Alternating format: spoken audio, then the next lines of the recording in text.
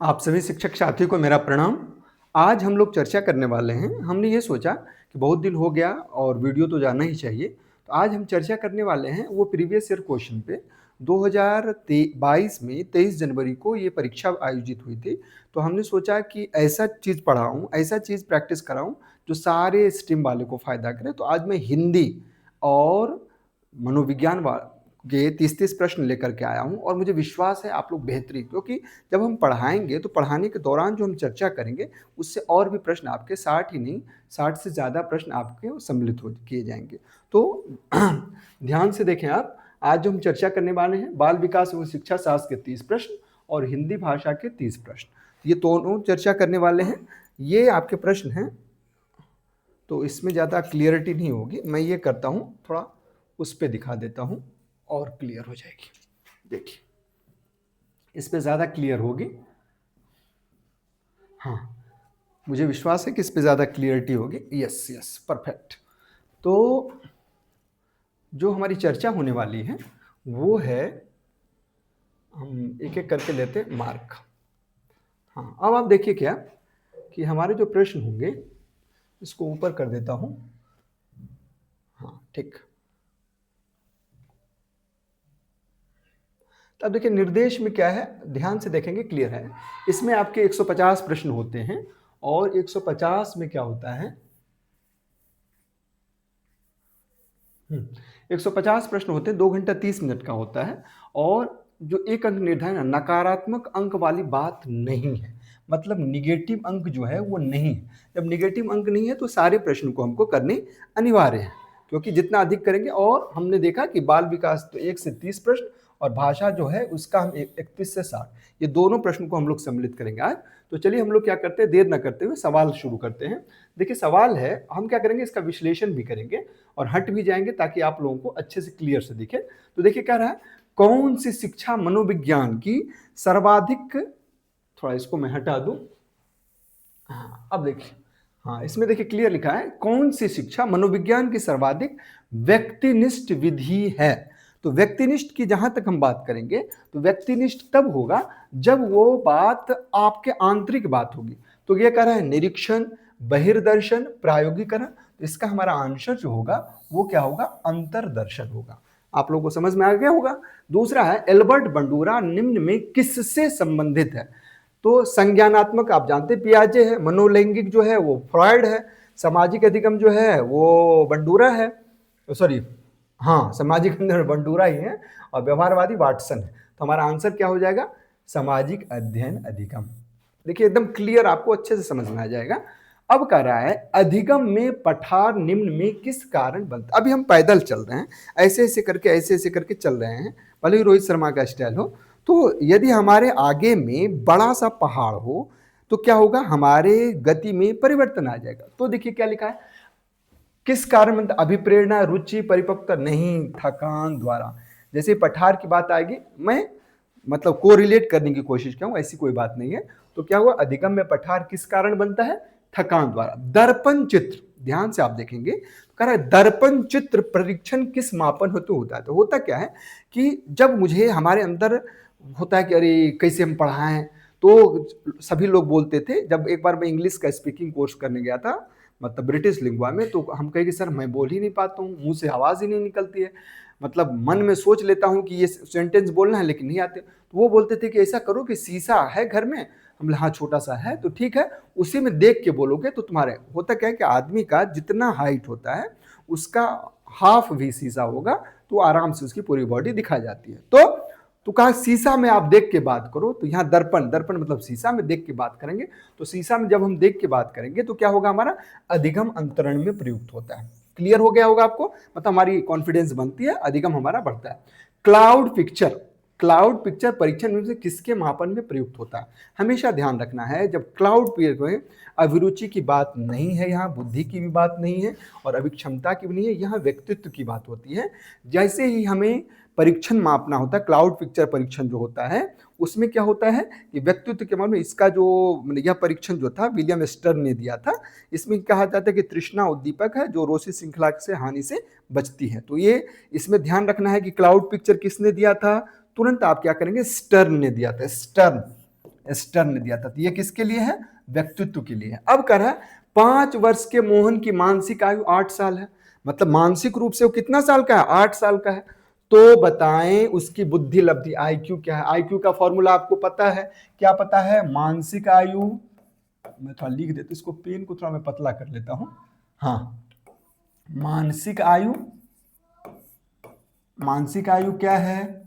गुने 100 और बटे क्या होते हैं? वास्तविक आयु होती है ना।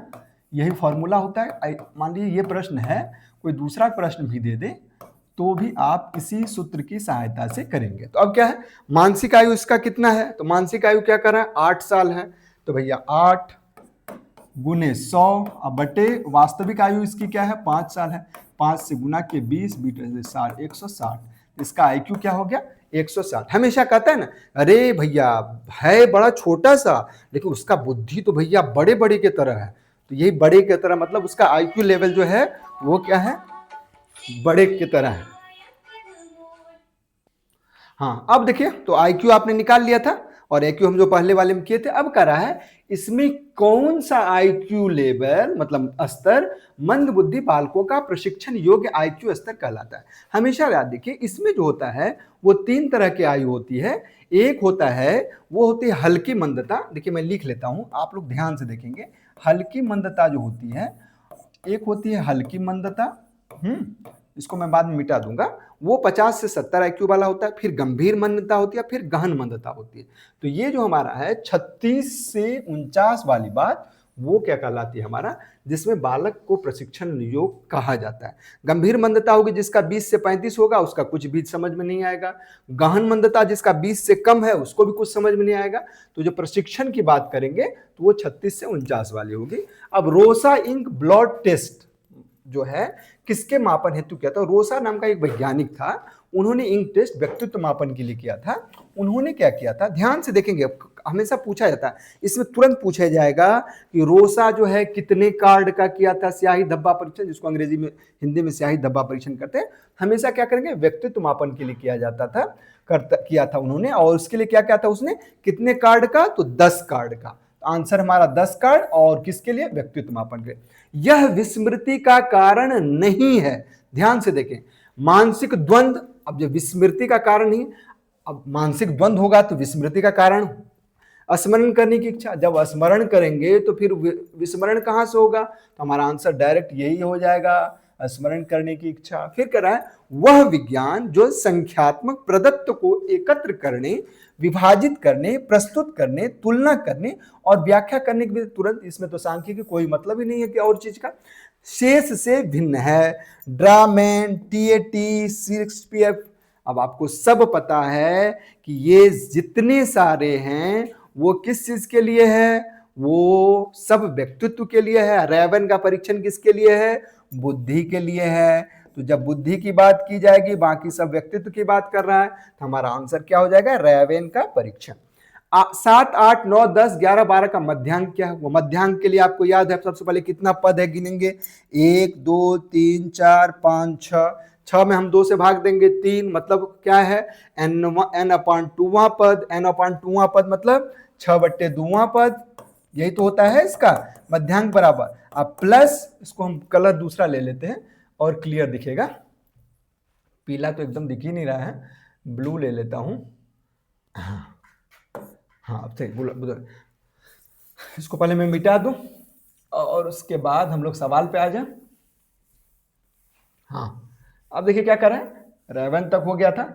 7, 8, 9, 10 तो देख रहे पहले क्या करेंगे, आरोही क्रम में है कि नहीं? तो ये 7, 8, 9, 10, 11, 12 आरोही क्रम में। 6 पद है, 6 मतलब 6/2 मतलब तीसरा पद, थर्ड पद और फिर फोर्थ पद का बट्टे 2। तीसरा पद क्या है?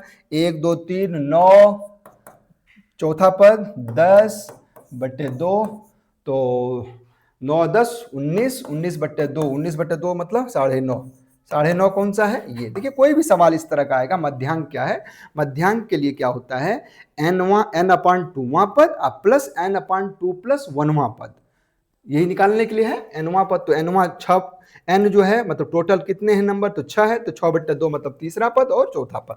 अब सूझ या अंतर्दृष्टि के सिद्धांत का प्रतिपादन किसने किया था? सवाल बहुत ही अच्छा है। इसमें क्या होता है, हेगार्टी, स्किनर और थॉर्नडाइक ने नहीं किया था, गेस्टाल्ट वाले वैज्ञानिक जितने थे उन्होंने इसका अंतर्दृष्टि, जिसमें कि आपके वो क्या बोलते हैं पॉवलोव टाइप के आते हैं, पॉवलोव जो थे वो गेस्टाल्ट वाली मनोवैज्ञानिक थे। तो पूछा जाएगा जैसे पॉवलोव क्या थे, तो गेस्टाल्ट वाले मनोवैज्ञानिक थे। सूझ या अंतर्दृष्टि का किसने किया, तो गेस्टाल्ट वाले मनोवैज्ञानिक ने किया। अब हम लोग आते हैं सवाल पे, और थोड़ा इसको ऊपर में करता हूं। सवाल हम लिखे 13 को ऐसे धाराशायी कर दिए कि आप लोगों को एकदम क्लियर समझ में आ गया होगा। अब देखिए 13 तक हम लोग ऊपर कर लेते हैं। चलिए अब देखिए क्या कर रहा है सवाल। सवाल कर रहा है सूझ या अंतर्दृष्टि के सिद्धांत का प्रतिपादन किसने किया था। तो सूझ या अंतर्दृष्टि का भी हम लोगों ने किया था, 13वां गेस्टाल्ट बाल्दी ने किया था। फिर है मैकडोनाल्ड के अनुसार प्रत्येक मूल प्रवृत्ति किससे होता है। मैकडोनाल्ड एक वैज्ञानिक था, उन्होंने क्या किया था कि 14 मूल प्रवृत्ति की बात किया था। उन्होंने कितनी मूल प्रवृत्ति की बात किया था, 14 मूल प्रवृत्ति की बात किया था, जिसमें उन्होंने कहा था कि पलायन जो है मूल प्रवृत्ति है, उसका संबंधित जो है संवेग वो भय है, युयुत्सा है उसका क्रोध है, निवृत्ति है उसका घृणा है, जिज्ञासा है उसका जो है आश्चर्य है, शिशु रक्षा है उसका जो है वात्सल्य है, शरणागति है तो विषाद है, रचनात्मक है तो उसका संवेग जो है वो संरचनात्मक, संचय प्रवृत्ति है तो स्वामित्व की भावना होगी, सामूहिकता होगी तो एकाकीपन होगा, काम होगा तो कामुकता होगा, आत्मगौरव होगा तो श्रेष्ठता की भावना होगी, दैन्य होगा तो आत्महीनता होगी, भोजन अन्वेषण होगा तो भूख होगा, हास होगा तो आमोद होगा। तो ये सारे, ये किसकी बात किया था इन्होंने, संवेग का। ये मूल प्रवृत्ति किससे संबंध होता है, संवेग का। तो 14 उन्होंने मूल प्रवृत्तियां दी थी। पूछ जाएगा मैकडोनाल्ड ने कितना मूल प्रवृत्ति दिया, तो 14 दिया। उसका क्या है मूल प्रवृत्ति का, तो संवेग है। हाँ, फिर है पूर्व अनुभव के आधार पर संवेदना को, जैसे पूर्व अनुभव हो गया मुझे कि हमारे पूर्व है, तो पूर्व अनुभव कैसे होता है, कोई प्रत्यक्ष ज्ञान हो, जैसे हमने देखा, हमने जैसे कोई बच्चा पूछता है अच्छा बच्चा ये बताओ, जैसे एक छोटा सा बच्चा था, हमने उसको कहा कि इसको मूंछ कहते हैं, कहे ये आपको भी बाल है, तो हम कहे बाल नहीं, ये मूंछ है। तो कहा कि अरे पापा देखिए हमारी छोटी बिटिया, ये आपके कान पे भी मूंछ है। तो वो उसको कनेक्ट किया ना, तो कनेक्ट करने का मतलब क्या है, प्रत्यक्ष ज्ञान। प्रत्यक्ष ज्ञान किस पे होता है, पूर्व अनुभव के आधार पे होता है। पिछड़े बालकों के लिए शैक्षिक लब्धि, हाँ जो पिछड़ा बालक है उसके लिए शैक्षिक लब्धि अवधारणा किसने दी थी, तो अवधारणा इसका किसने दिया था, इसको जो दिए थे सिरिल बर्ट ने दिया था। अभी हम इससे पहले सिरिल बर्ट की बात किया था ना, जो उन्होंने बताया था कि 3 होती है, हल्की मंदता होती है, गंभीर मंदता होती है, गहन मंदता होती है, अभी हमने बात किया था। अब देखिए क्या है कि निम्न में से कौन सा एक उत्तम परीक्षण की विशेषताओं से भिन्न है। वैधता उत्तम परीक्षण में होता है, विश्वसनीयता होती है, उसके बाद वस्तुनिष्ठता भी होती है।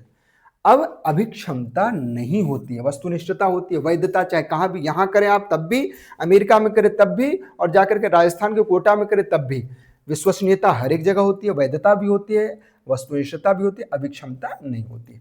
निम्न में कौन सा बुद्धि का सिद्धांत नहीं है, एक सिद्धांत, दो तत्व सिद्धांत, बहुतत्व सिद्धांत सारे हैं, प्रत्यागमन का सिद्धांत नहीं है। अभी हम जब पढ़ेंगे ना स्टर्न, बीने, स्टर्न, तो सारा आपको अच्छे से समझ में आ जाएगा।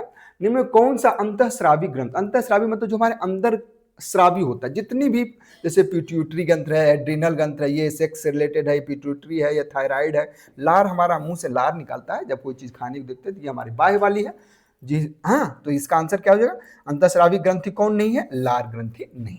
तो 19 क्वेश्चन को हम लोगों ने ऐसे धाराशायी किया जो आप लोग भी एकदम निश्चित रूप से, मुझे विश्वास है, अच्छे से कर लेंगे। अब हम लोग देखते हैं 19 के बाद 20वां, हाँ 20वां नहीं, चलिए अब 20वां इधर से है। चलिए हम 20वां एक एक करके देखेंगे। अब देखिए क्या कर रहा है, जीन पियाजे एक नाम का वैज्ञानिक था, उन्होंने क्या किया था, कि संज्ञानात्मक विकास की द्वितीय अवस्था, उन्होंने 4 अवस्था दिया था, पूर्व संक्रियात्मक अवस्था, औपचारिक संक्रियात्मक अवस्था, मूल संक्रियात्मक और संवेदनात्मक, चारों उन्होंने ही दिया था। तो कह रहा है इसमें कि पियाजे के अनुसार संज्ञानात्मक विकास की द्वितीय अवस्था क्या है। तो जब द्वितीय अवस्था की बात हम लोग करेंगे तो उसमें क्या था, पूर्व संक्रियात्मक अवस्था ही थी, जिसमें बच्चे का क्या होता था, आप लोगों को अच्छे से पता है कि ये जो होता था इसमें क्या करता था, पूर्व संख्यात्मक में इस अवस्था में बालक अपने परिवेश की वस्तुओं को पहचानने, उसमें विभेद करता है, उसके दौरान भाषा का भी विकास होता है और इसमें बालक क्या होता है, नई सूचनाओं का अनुभव करता है। अब है मूल प्रवृत्ति। मूल प्रवृत्ति क्या होती है, एक प्रमुख विशेषता है जो पाई जाती है, हमेशा ध्यान रखना है। हर एक आदमी के बीच में एक अच्छी क्वालिटी का गुण होता है। जैसे मान लीजिए मुझे मैथ अच्छा लगता है, किसी को हिंदी पढ़ने में अच्छा, कोई खेल अच्छा करता है। एक बच्चा हमारे स्कूल में बिल्कुल बोकस था, कुछ भी नहीं आता था। एक दिन संयोग से क्या किए, 15 अगस्त की तैयारी हो रही थी, ये हो रहा था कि अरे भाई कृष्ण कौन बनेगा और सुदामा कौन बनेगा। कृष्ण बनने के लिए सब तैयार, सुदामा कोई बनेगा। इतना परफेक्ट उन्होंने एक्टिंग किया, पेन वो चौक से मुंह में लगा लिया, दाढ़ी बना लिया, इतना बढ़िया किया, जबकि बौद्धिक रूप से उन्नत नहीं है, डांस इतना बढ़िया करता है कि क्या जवाब नहीं है। तो इसका मतलब है मूल प्रवृत्ति की जितनी भी बात की जाती है वो सभी प्राणियों में जन्मजात प्राकृतिक होती है, कोई मूल प्रवृत्ति। भारतीय संविधान के 6 से 14 वर्ष के बच्चों के लिए निःशुल्क अनिवार्य शिक्षा का अधिकार, ये आपको पता है कि ये अधिकार जब से हो गया है उसके बाद ही आरटी एक्ट बना था। आरटी एक्ट तो मान लो वैसे 2009 में बना, ये ध्यान आपको रखना है। इसमें क्या होता था, 21A में अनुच्छेद जो था, 21A में 6 से 14 वर्ष के बच्चों को निःशुल्क शिक्षा की बात की थी। ये पहले जो होता था मूल अधिकार के अंतर्गत नहीं हुआ करता था। तो जब 86वां संविधान संशोधन हुआ, 86 अमेंडमेंट हुआ था, उसी समय किया गया था, 2002 में किया गया था। ये ध्यान रखने, कौन सा संविधान संशोधन, 86वां। कब हुआ, 2002 में हुआ। किस अनुच्छेद में, 21A के अंतर्गत है। ये ध्यान, 3 सवाल इससे पूछे जा सकते हैं कि कौन सा अमेंडमेंट था, मान कौन सा संविधान संशोधन था, 86वां था। कब हुआ था, 2002 में हुआ था। किस अनुच्छेद के अंतर्गत आता है, 21A के अंतर्गत आता है। अब एक क्रैशमर नाम का वैज्ञानिक था, उन्होंने क्या किया, जर्मन मनोचिकित्सक थे, उन्होंने कहा कि किस प्रमुख में, निम्न में से किस प्रमुख वर्गों में वर्गीकृत किया। तो वो जो था ना, वो भौतिक मतलब मनुष्य के जो था व्यक्तित्व के भौतिक आधार पर किया। कोई कहा कि कोई लंब होता है, कोई गोलकाय होता है, कोई दुर्बल होता है, कोई लंबकाय, कोई सुडोलकाय, कोई डिस्प्लेस्टिक होता है। तो ये सारे किया था उन्होंने, ठीक। अब टीईटी, वही टीचर एलिजिबिलिटी टेस्ट, किसके लिए किया जाता है, अच्छे से आपको पता है, अभिक्षमता के लिए किया जाता है, ठीक। अब है संघनन का सिद्धांत निम्न से किसकी व्याख्या करता है। संघनन की बात जहां तक आता है तो वो क्या करता है, स्मृति का। इसमें क्या होता है, संघनन मतलब होता है बार बार उसको रिपीटेशन करिए। रिपीटेशन का मतलब आज पढ़ लीजिए, एक दिन बाद पढ़ लीजिए, फिर उसके बाद एक सप्ताह बाद पढ़ लीजिए, एक महीना बाद पढ़ लीजिए, एक साल बाद पढ़ लीजिए, फिर आपकी स्मृति में वो एकदम बढ़िया से हो जाता है, फिर आपको विस्मरण नहीं होता है। तो ये हमारे 25 क्वेश्चन थे। अब हम इसको मिटा करके फिर हम, क्योंकि वो अगले पे भी छप जाता है, तो फिर हम लोग आगे बढ़ते हैं और मुझे विश्वास है कि आप लोग इस सेशन को अच्छे से एंजॉय कर रहे होंगे। तो चलिए देखिए, 25 से लेकर के अब हम लोग क्रैशमर टीटी तक हो गया, संघनन हो गया था। चलिए संघनन फिर से बता दूं, संगीतिक संघनन जो है वो किसकी व्याख्या करता है, तो संघनन जो है वो स्मृति की व्याख्या करता है। संघनन किसकी करता है, स्मृति की करता है। निम्न में से शारीरिक विकास को प्रभावित करने वाला कौन है। अच्छा बताइए, शारीरिक रूप से मान लीजिए मैं ऐसे मसल्स करूं या ऐसे मसल्स करूं तो हम व्यायाम जरूरी है। हमारे घर परिवार से सब कुपोषित हो तो हम ऐसे मजबूत नहीं हो सकते। तो हमारे घर परिवार मतलब जेनेटिक रूप से भी होता है। वातावरण, हम खूब पहलवान हैं, हम जाकर के ऐसे वातावरण में जाकर के जापान के हिरोशिमा और नागासाकी पर तो हम कुपोषित हो जाएंगे या हमको रेडिएशन हो जाएगा। तो ये तीनों, खेल एवं व्यायाम, वंशानुक्रम और वातावरण, ये सारी बात जो है हमारे शारीरिक विकास को प्रभावित करता था। आंसर हमारा क्या हो जाएगा, ये सभी। अभी बुद्धि लब्धि की गणना हमने बताया था, मानसिक आयु गुने 100 बटे वास्तविक आयु, तो चौथा वाला आंसर ये तो क्लियर है, ध्यान से देखिएगा। और इससे सारे क्वेश्चन आप कर सकते हैं, बुद्धि लब्धि जब का IQ लेवल का बनता है। अब है विचारात्मक चिंतन की चर्चा निम्न में से किसने की। तो जब विचारात्मक किसने किया था, विचार किया गया डीवी ने। याद रखने के लिए जब हम पढ़ते थे तो हम करते थे कि जब डिबिया में लोग पढ़ते थे, डिबिया का मतलब डिबरी में जब लालटेन जला करके पढ़ते थे, तो उस समय जो बौद्धिक रूप से थे, चिंतन जो था, विचारात्मक चिंतन जो था, वो परिपक्व अवस्था पे था। याद रखने के लिए ऐसी कोई बात नहीं है, आजकल भी परिपक्व वाली है। तो जॉन डीवी, हाँ डिबिया से हमने डीवी किया था। तो विचारात्मक चिंतन की चर्चा किसने की थी, डीवी ने, जॉन डीवी ने।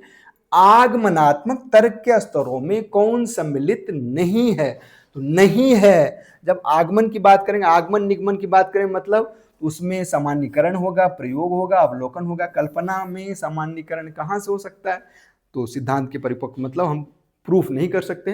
अब सीखी गई बात को धारण और पुनः स्मरण करने में असफल होना। जब हम सीख लिए बात और फिर हम भूल गए, असफल हो गए, तो वो विस्मरण हो गया। तो आपने देखा 30 क्वेश्चन को हम लोगों ने कितने आसान तरीके से किया और आप लोगों ने मजा भी लिया। अब हम लोग हिंदी वाले क्रम में आते हैं और मुझे विश्वास है हिंदी वाले क्रम को भी आप लोग ऐसे ही एंजॉय के साथ पढ़ेंगे। मैं हट भी जाऊंगा ताकि आप लोगों को अच्छे से दिखेगा। तो चलिए अब हम लोग क्या करते हैं, हिंदी वाले क्रम में आते हैं। ये हमारा हिंदी का रहा। अब ध्यान से देखेंगे आप, और हम क्या है, हिंदी भाषी आप भी हैं, हिंदी भाषी हम भी हैं। हम आपको क्या पढ़ा पाएंगे क्योंकि आप अपने आप में ही अच्छे हैं। तो चलिए अब क्या है कह रहा है पंकज में कौन सा समास है। अब पंकज की बात जहां तक हुई तो पंकज में क्या हो जाएगा आपको पता है। पंकज को जैसे क्या होता है, जब कोई पर पद जो हो प्रधान न हो, जब कोई पद प्रधान नहीं होगा और अन्य चीज बात, जैसे पंकज मतलब क्या होता है, कमल होता है। तो अब क्या हो जाएगा, वो जब इस तरह की बात होगी तो द्विगु मतलब क्या होता है, जिसमें ध्यान से देखिएगा आप ही आपको समझ में आ जाए। कर्मधारय मतलब कर्मधारय, जैसे पहला पद प्रधान होता है और कर्मधारय का मतलब होता है कि बहुत सारे चीज।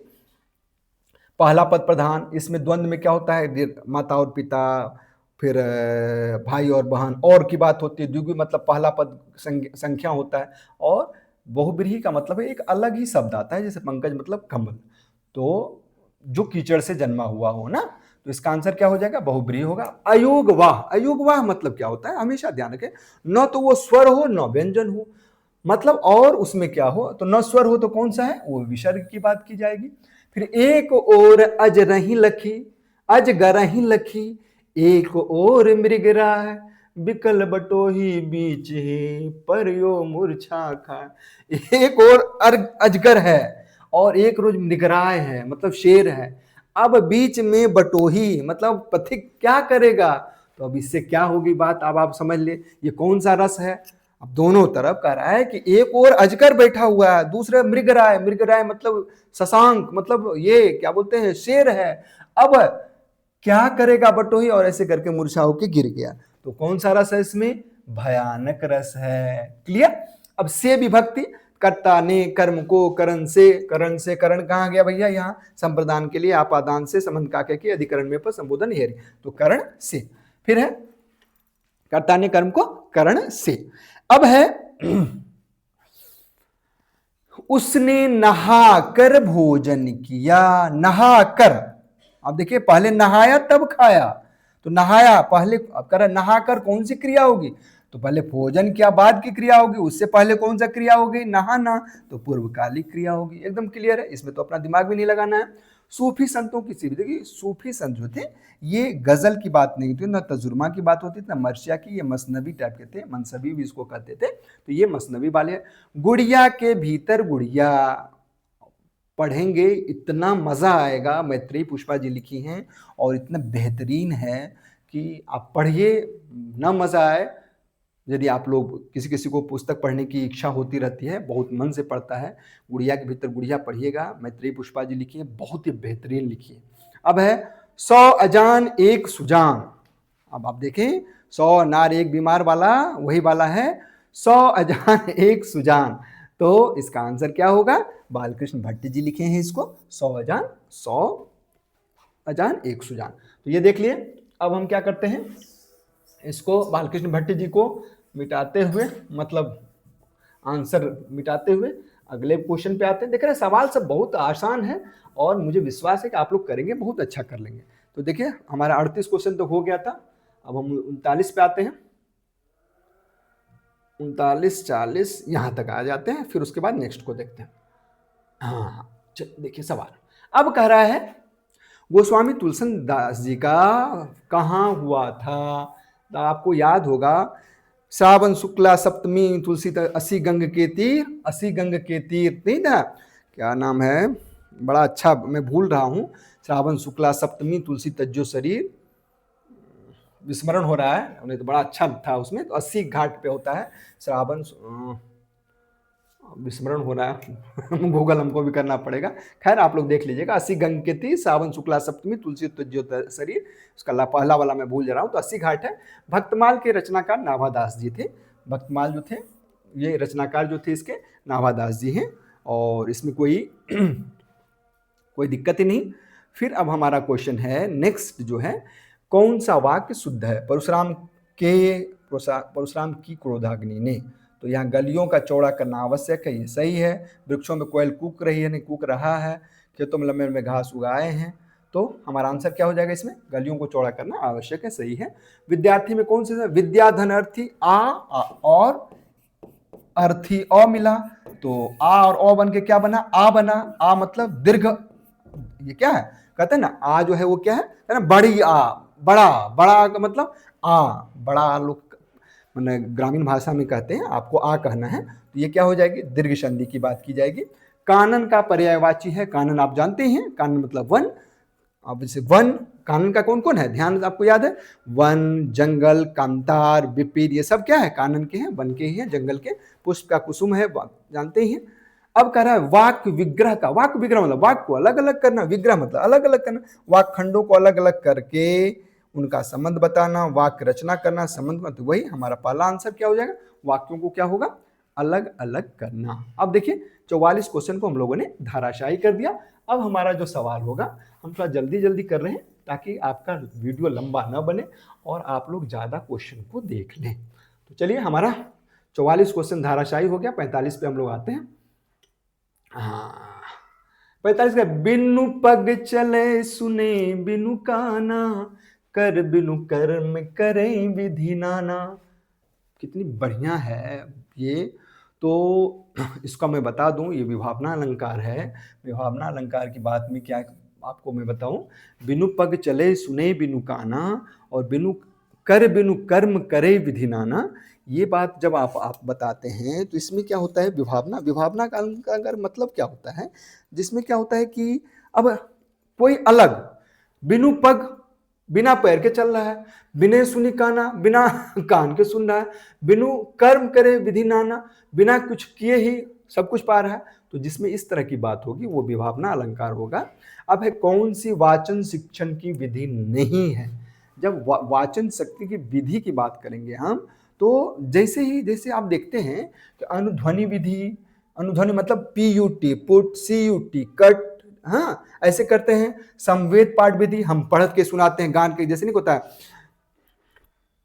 खड़ा हिमालय बता रहा है डरो न अंधी पानी में, खड़े रहो तुम अब चल कर डिगो न अपने प्राण से, तो तुम सब कुछ पा सकते हो प्यारे।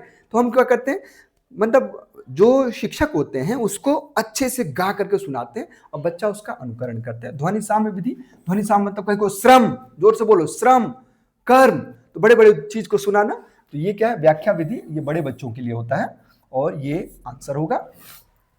फिर अभिवृत्ति संप्रत्यय क्या है? तो आप देख रहे हैं क्या है? संज्ञा परक भी है, भावात्मक भी है, क्रिया परक भी है।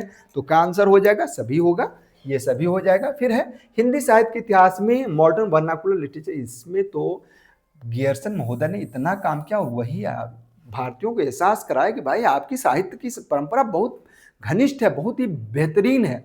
फिर है विरहनी बावरी सी बई, ऊंच चढ़े अपने भवन में टेरत हाय दई, ले अचरा मुख असुवन पोछत उगरे गात सही।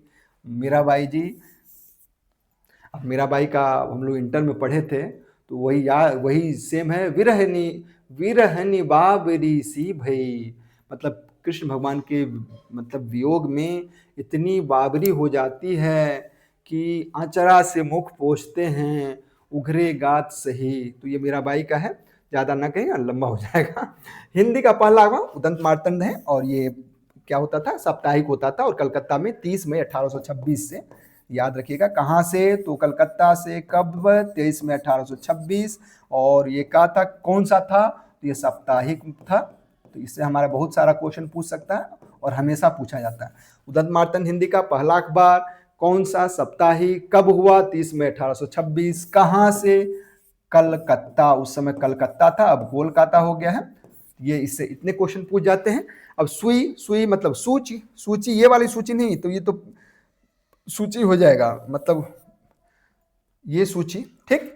अब परिसीमन का विलोम क्या है, निर्सीमन हो जाएगा। 52 क्वेश्चन धाराशायी हो गए हमारे। आप लोग बहुत अच्छा करेंगे और एक भी क्वेश्चन नहीं छोड़िएगा। हिंदी में हमको याद है, हिंदी हमारे क्वेश्चन गलत हो गए थे, 27 ही सही हुए थे, और जो अभी आजमगढ़ के बीएसए महोदय हैं उनका 30 में 30 सही हुआ था, राजीव पाठक जी का। और गणित में मेरे 100 के 100, 30 के 30 सही हुए थे। तो हिंदी में ध्यान दीजिएगा, मैं हड़बड़ा करके इतना जल्दी किया कि नहीं रे तो हमको आता ही है, और सब गड़बड़ हो गया था। आप लोग ऐसा नहीं करिएगा। चलिए, अब है परिसीमन का निर्सीमन, क्लियर हो गया। धूसर शब्द का पर्याय क्या है? धूसर मतलब होता है गधा। अब धूसर मतलब गधा, धूसर कहिए, गर्दभ कहिए, खर कहिए, गधा, बसर, रासव, बेसर, चक्रीवान, उसके बाद एक वैशाखी नंदन, ये सब क्या है? गर्दभ के हैं। भूतो अर्थात जीवों द्वारा होने वाला दुख। देखिए, आधिदेहिक, अधिभौतिक, आत्मघाती, अधिदैविक, ये सब जो है, देखिए आत्मघाती मतलब होता है, हमेशा ध्यान रखना है। सबसे पहले तो इसका आंसर क्या होगा उस पर ध्यान देना है। तो इसका आंसर जो होगा वो आधि भौतिक होगा। अब आधिदैहिक मतलब अपने देहिक की बात, आत्मघाती मतलब स्वयं के द्वारा, आधिदैविक मतलब भगवान द्वारा। हाँ, तो देव भगवान, आत्मघाती स्वयं द्वारा, अब अधिभौतिक मतलब भूतों द्वारा।